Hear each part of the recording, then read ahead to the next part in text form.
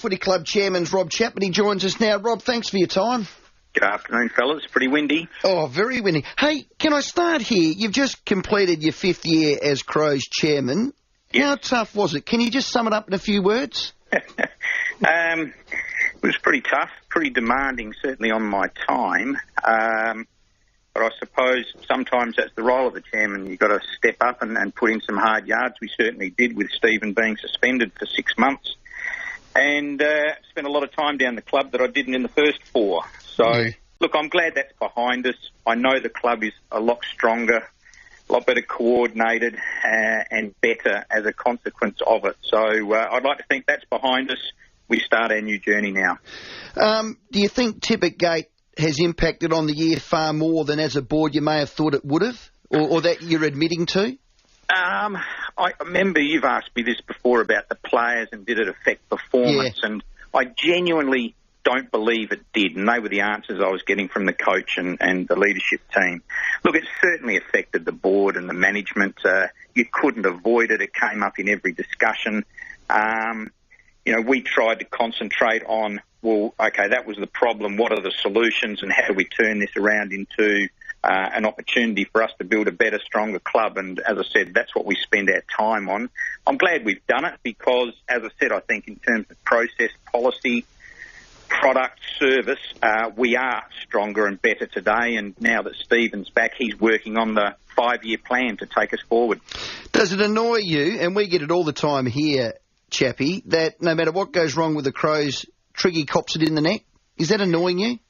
Yeah, look, it does. I get why people would say it, though, and it possibly won't go away for a long time. But we made the decision to keep Stephen, and I can tell you he's been back since July 1.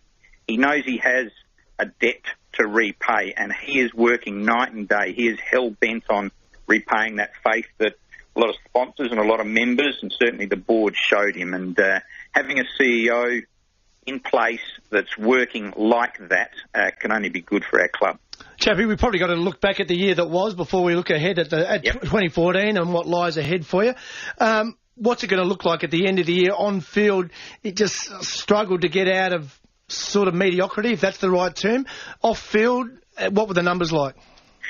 Yeah, off field, as I said, we spent a lot of time looking internally at the club and what our requirements were, as you said, to look forward. We made a few investments in people.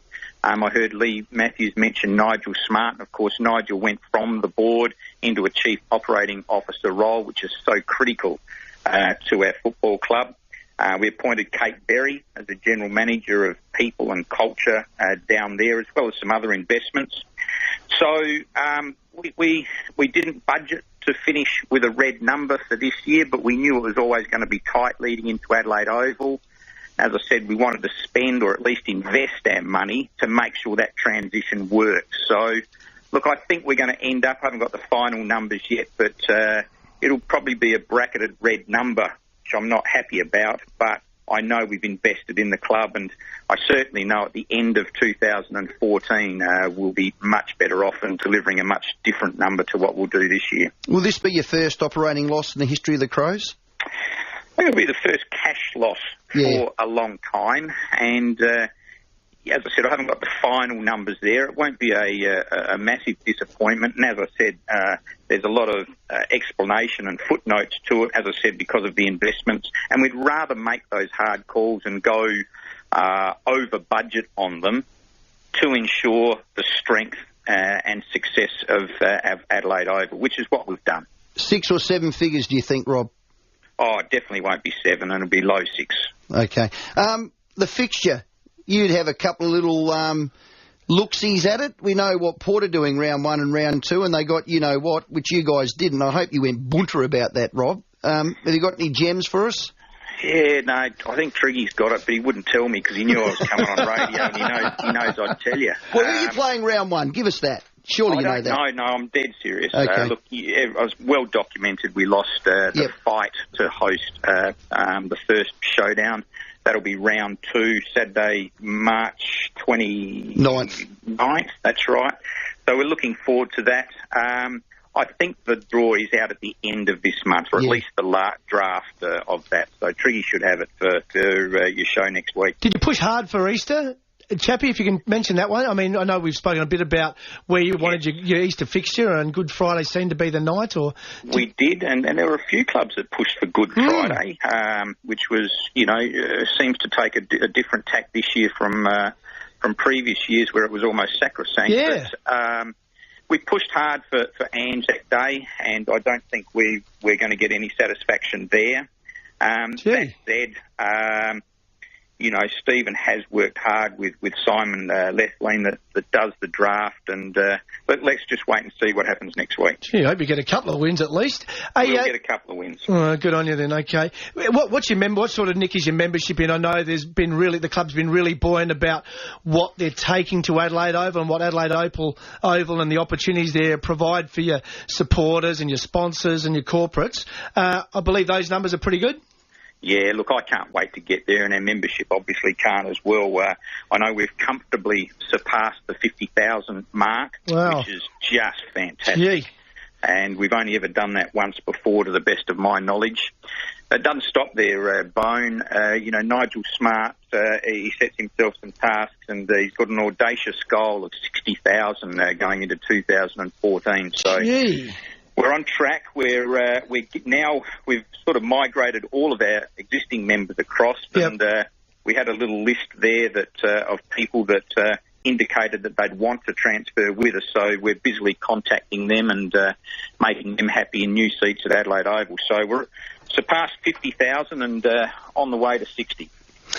Where's your licence at with the AFL? Those negotiations, they surely must be close. Gee whiz, hasn't that dragged on? And I tell you what, I negotiated the cost of the licence fee, what we were going to contribute to the SANFL over the next 15 years, well over a year ago. And that's normally the last thing I negotiate in these sorts of things. So we were close a year ago. But look, there are a lot of things that have come up. You've got Port Adelaide, you've got the AFL, you've got the SANFL, you've got the SMA, Adelaide Oval's getting wrapped up in it. Our occupancy agreement to stay at West Lakes is getting wrapped up in it. And, of course, a new constitution. So, look, we've decided to wrap it all up one agreement now that we've got this far. And, hopefully, hopefully before Christmas. I'm confident for before Christmas. And your Crows facility, the Westpac Centre, would that be written down now, the value of that? Yeah, well, we're just discussing that as we speak. That's a good question. With our auditors, very, very hard to put a value on, an ongoing value. So I know our finance committee are discussing that very question. We'll get an update on that at the board meeting. I'd imagine there must be probably some write-down of it. By how much, I'm not sure. But, look, that's going to service us well over the next, decade as well. We've got the Oval, of course, Max Bashir Reserve, and what is, quite frankly, a first-class training facility down there.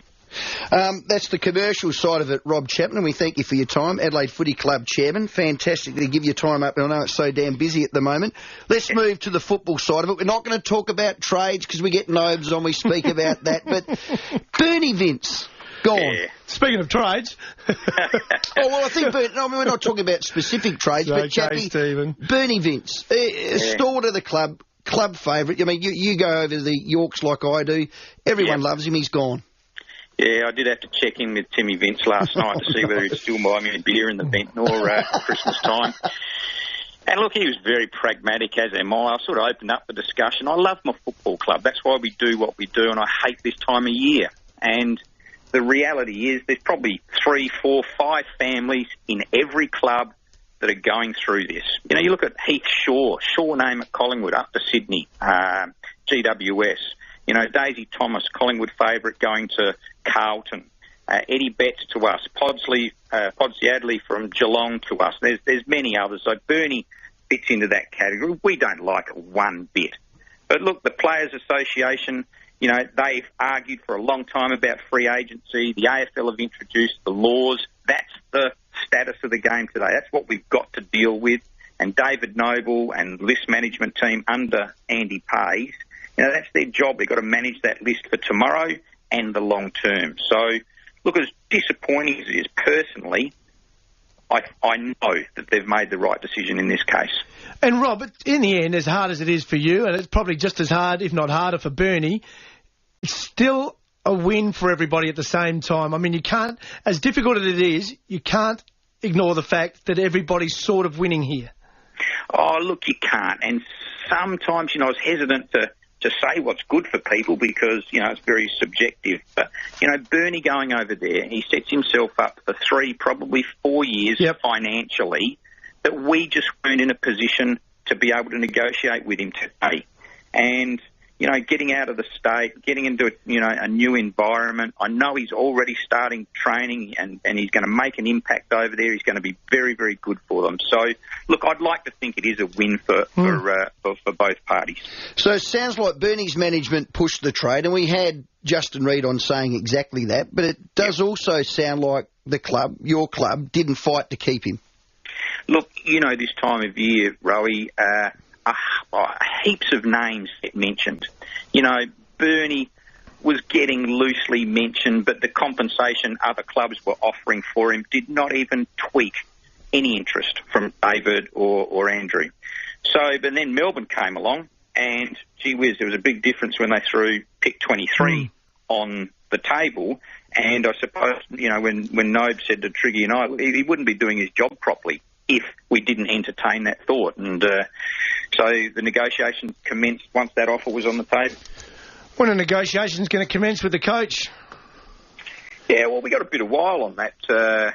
We'll talk to Sando's management. I think Triggy's already had one discussion with him. But there's no hurry with that. He's contracted for all of next year. We think he's doing a fantastic job down there, and I know he's very enthused about the program of work he's got up for starting on November the 6th. I'm not sure if some of the young blokes are, but he's enthused about it. But look, yeah, we'll do that in due course. Yeah, it just seems like times are changing, Rob, and it's certainly with players' contracts now, we're seeing that, the use-by date, or if the contract goes for another 12 months, they're starting talks a lot earlier. I just wonder whether that will migrate to coaches very soon, and those discussions probably need to be elevated sooner rather than later. Yeah, in my experience, it doesn't happen in any other industry. Yep. Contract's a contract. Yeah. And I don't know whether we've lost control of that agenda, and whether it's the media, you guys, or what, that sort of start the speculation. If they haven't got a contract for 2 years, they're obviously on the way out. Well, maybe we've got to wrestle that back somewhat, because I'm a firm believer in the contract's a contract. But we are living in a system with what it is. So, but look, we'll start negotiations with Sando, and I know we've got a couple of other additions to make to his support network there, and just beef that up a bit further. We'll get that done. Who would they be? You're allowed to let us know, and to what part of the beefing of the coaching panel you're looking at? Oh, look, probably more around the State League coach. As you know, young Heath Junior's doing that, and he's going to do a ripper job with that. And I think we've got some support there. Triggy, he's told me that name, but I better not mention it, because I reckon he wants to announce it tomorrow. Jared Cotton? I've heard that mentioned. Is that disclosing it? Well, I've heard it mentioned too. Yeah. So we dropped that 2 days ago, Rob. Did you? Good on you. Well, he'd be a ripper. If that's the bloke we've got, I'm delighted. Yeah, he'll be fantastic. Great skill, great experience. Yeah, Chappie, I've got to go back to Sando. I've got to probe you a little bit more. You can play me with a straight back, but clubs that want coaches, stitch them up a year out. Do you want Sando? Oh, no question about that. Let me be unambiguous. Okay. The board are a big fan of what he has done. He's one of those guys, he walked into his review. We do a review of the coach. He walked in, he put it on the table, warts and all. Here's what we did well, here's what we didn't. And there was a long list. Here's what I'm going to do to improve it, and you can hold me to account to this. Gee, that was a mature discussion. And we will hold him to account to specific things. So, no. Brenton, as I said, Stephen, he may have already had a discussion with his management, and we'll be right on top of that, don't worry. But you don't want it to linger on. You don't want buffheads like me saying, now it's March, now it's April, now it's May, you're 1-4, why aren't you signing him? I think it's going to be good for the stability of the club that you get this thing stitched up. Yeah, look, one thing I know especially around football clubs, where it's very subjective, is you need stability and you need calmness. So we'll take all that into consideration and we'll make the right decision. So what is the timeline then? Well, I haven't got one. No, but you're the chairman. You'd know when you'd want it done. Oh, look, we want it done, soonish, but there's no hurry to it. And I don't think Brenton has... I've not even discussed it with him as the chairman. But, look, Stephen's got it on his agenda. We discussed it a few months back. So, look, that's well in hand. Okay, well in hand. So soonish for me is before Christmas, but soonish for you may be before round one. Yeah, no, so which soonish is sooner? I don't think it'll be before Christmas, Rowey. Okay, Rob. Hey, you said a couple of signings off field. Heath Uni was brilliant. We think Jared Cotton's there. We know Paddy Steinford's got a great high performance role, which I think is brilliant. But are you going to get a tackling coach? Tackling? I didn't know whether you're going to go tackling or goal kicking. Well, which one would you get first? Oh, I reckon you got to kick goals to win matches, but gee whiz, you got to exert that pressure, don't you? Trust me, Brenton and Stephen have got both of those skills and tasks in tow. We've got people there that are going to assist us with both of those things. Hey, Rob, I thought one of the issues from last year that was been well documented, and we discussed it a lot during the year, was the fitness program, and that the club probably admitted that you got it wrong. Is that part of your redevelopment or improvement that you're looking at next year, is to make sure you don't get it wrong 2 years in a row? Most definitely. I would say Nick Poulos, who I rate very highly, as does the coach, Matty Bode, the whole team down there. Look, they were working probably the latter half of the last half of the season, if you three-quarter time, they were planning the pre-season for this year. So, as I said, the young blokes back, even some of the older blokes, those that have been injured, are back on November the 6th. And, you'll see a slightly modified program. I won't tell you what the emphasis is. I'll leave that for Brenton when you get him on. But that's well planned and ready for execution. Not going into Dubai like one of like your neighbours? Nah, I'd take them over the York Peninsula or down the Sand Hills or somewhere. I think Max Bashir reserves as far as we'll go. Hey, your state league jumper, what's it look like? You got the design? Yeah, I reckon they're getting close. As you know, we ran a little bit of a competition on that. We got a short list of design options, and we're going to put it back to the members to help us decide. But we're getting close. Gee, some of them look really, really good too. But we're going to be known as the Crows, and we're really looking forward to that. I've spoken to parents of some of the younger, junior players, and they're just so rapt that their son's going to be playing in a team with his teammates who he trains alongside. It's going to make a massive difference to us, as well as the state league, as we've discussed many, many times before. Now, can you hit this rumour on the head? Stiffy Johncock's going to be the captain of the state league team? Wow, I reckon I've heard 3 or 4 different names, and I've got no idea is the honest answer. That'll be something for Heath and Sando. But, geez, we've got plenty of, wise heads there that are great teachers, like Ian Callanan. James Podsadley's going to, fit that bill as well.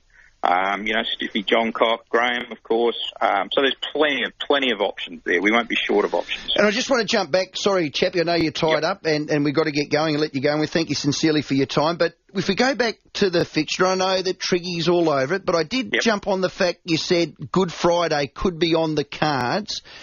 When that draw comes out, we'll call it a draw, it ain't a fixture, we'll call it a draw, comes out on the 31st of October. Is there a chance the Crows will be playing a home game Good Friday at Adelaide Oval? No, I think I would have heard about that. Look, the last President's meeting we had, must have been the week of the grand final, there were more than 3 or 4 clubs that, expressed interest in it. So that's a live debate going on. Look, it's not us. But that's not to say we wouldn't put our hand up for it or, some form of marquee game at around that time in the future. Okay, well, just selfishly, Rob, and I call you games, I fish Good Friday.